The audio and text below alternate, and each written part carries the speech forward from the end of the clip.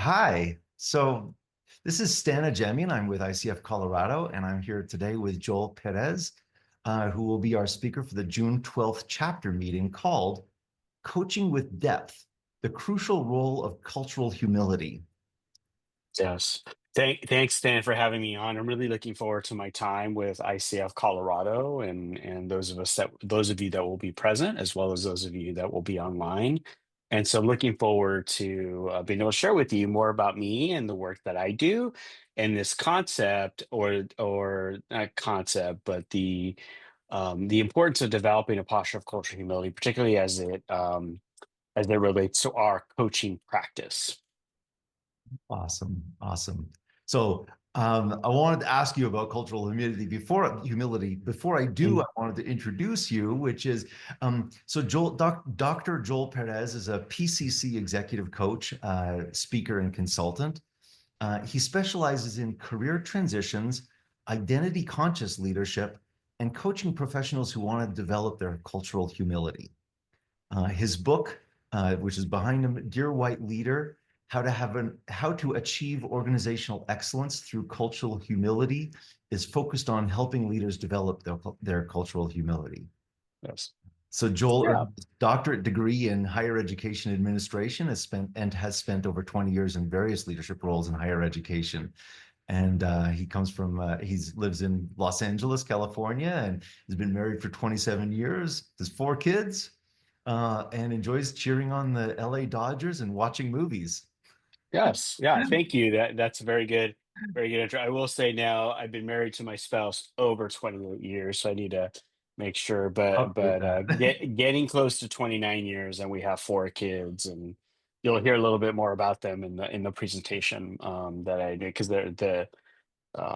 because of raising the kids that we're raising, it's really impacted, or at least it's got me thinking and applying the concepts I talk about in the book about the importance of developing a posture of cultural humility. And so you'll hear stories of our kids and the work that or the how we parent, as well as the types of conversations we have in our house. Yeah. I think where I want to start is what is cultural humility, or what's your definition of cultural humility? And I guess how does that apply specifically to coaches?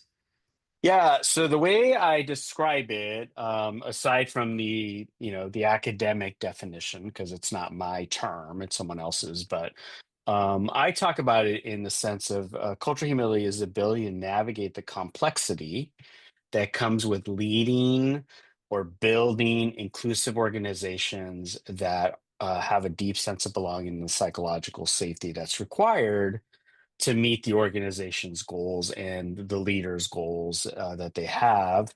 And more specifically with coaching, similarly, it's developing this posture will help a coach navigate the complexity that comes with coaching individuals that are coming to us with different identities than our own, or different salient identities, and because the demographics have changed and they will continue to change. So you will most likely have to coach someone who's different than you, whether that's race, ethnicity, gender, whether they're neurodiverse, whatever those identities might be for them.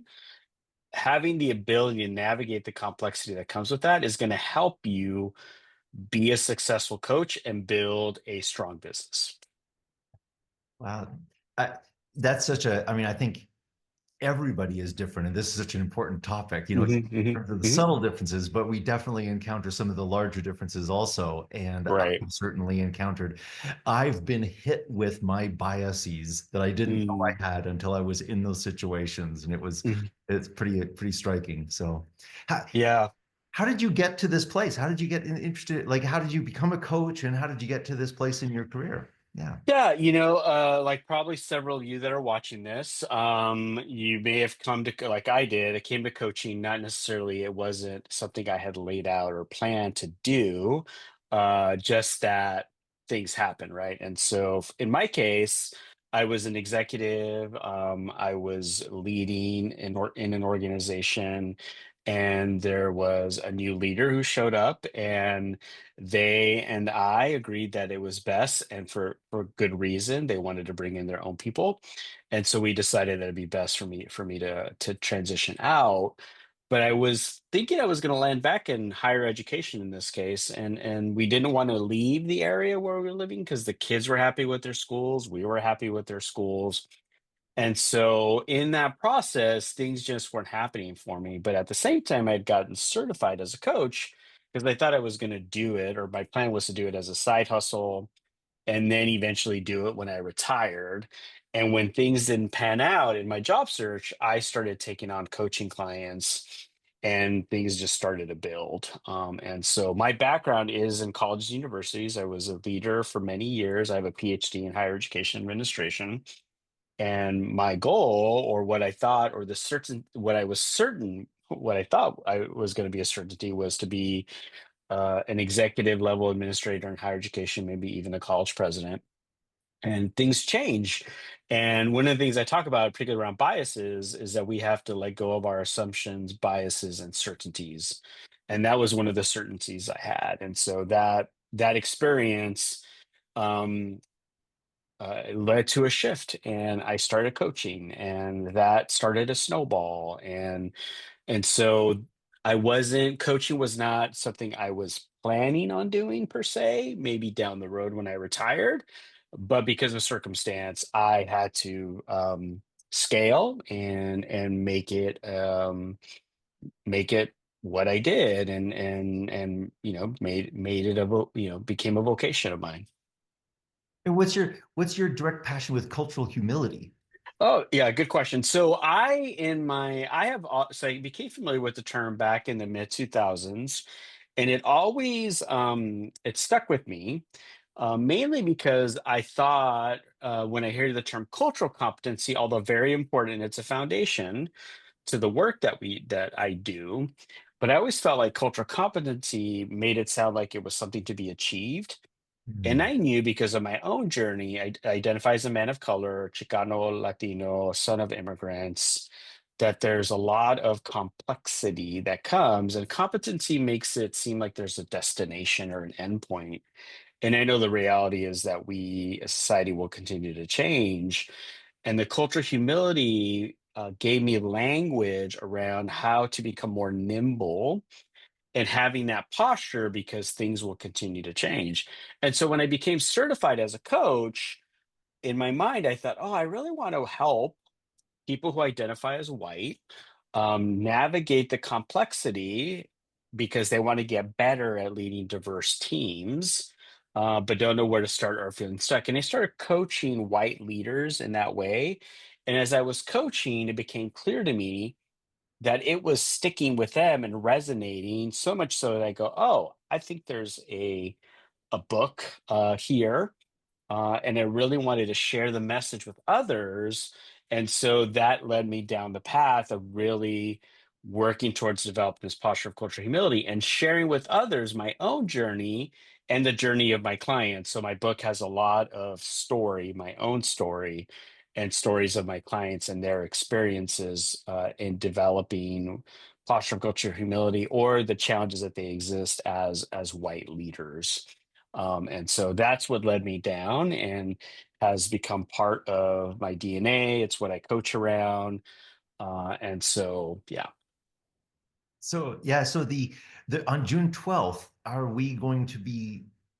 you going to help train us on how to coach white leaders, or what is the topic of that event? Yeah, so I am going to communicate to those that are present that there is a real importance for us developing this posture to meet the needs of our clients that are coming to us with different identities. And it starts with getting clear of who we are and how we show up and affirming our own identities. So we'll be doing some self-awareness, some work that we coaches know is really important. We try to help our clients with that, but this is more about helping yourself as a coach, getting clear of who you are and how it impacts your business and the clients you serve so that you can upskill or level up your game, but knowing that there's not an endpoint, right?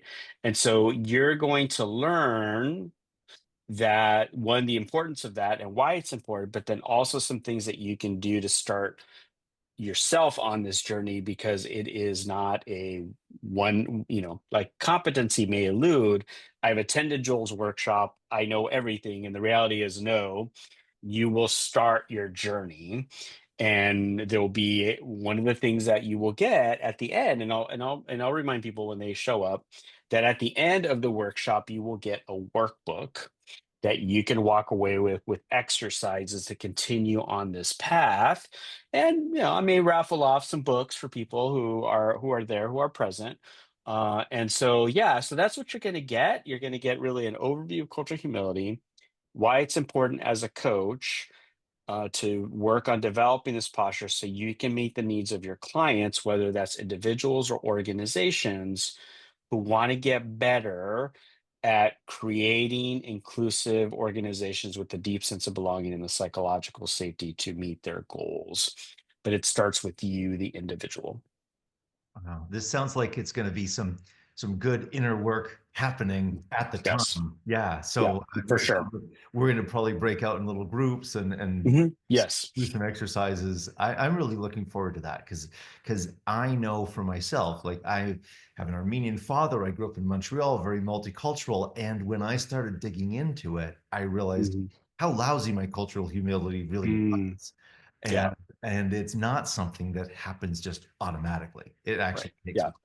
Yeah, So it takes work, and which is the hard part. Even our client, I mean, we know when we work with our clients, right? yeah, They don't always like doing the work either, just like us. But this is for coaches, so you're showing up as a student yeah, so that you can learn about this process, so you can get better at the work that you do.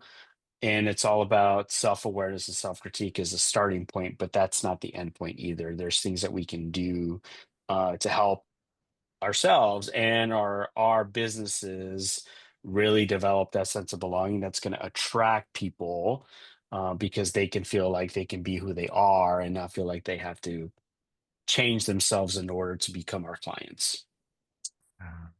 great. Is there anything else we should know before coming to the event? No, just come with an open mind and an open heart and questions, and know that I am willing to answer any question you might have, and I want to create a space, although not necessarily comfortable. I call it a safe space, but like I tell my clients, safe doesn't mean comfortable. And Yeah, so even if it means being a little uncomfortable, which is what we try to do with our clients as well, that's the kind of space you're going to walk into. yeah. I think this is really important to push ourselves as coaches, as human beings to Yes. the edge and really develop ourselves. This for all of you listening, this event on June 12th is actually going to be pretty special. We're going to be doing it in person. Oh, it's a hybrid meeting, so we'll be doing it in person and on Zoom. It'll be at the Posner Center that many of you have seen before, but this time we'll be downstairs. It's a little bit bigger, more comfortable space, and for those of you in person, we're going to start the social time earlier. So from 5:30 to 6:30, we'll be doing a social hour, and there'll be light refreshments served, as always. And if you're on Zoom, the Zoom social time starts at 6 o'clock. So 6 to 6:30, the Zoom social time will happen. And Joel, even though he lives in Los Angeles, is going to be there in person for this event. So if you're there in person, you'll get to meet Joel and who knows, as he said, potentially get a book out of this deal. So I hope you can all attend. If you haven't already registered, please go to the icfcolorado.org webpage to the chapter events page, and you can register there. So thank you Right. so much, Joel, for Yeah. telling us what's going to happen in this, and for your service to coaches, in coming to Colorado and teaching us in this, and really serving the clients and the coaches that you encounter. Yeah. Yeah. Looking forward to my time, and looking forward to meeting people.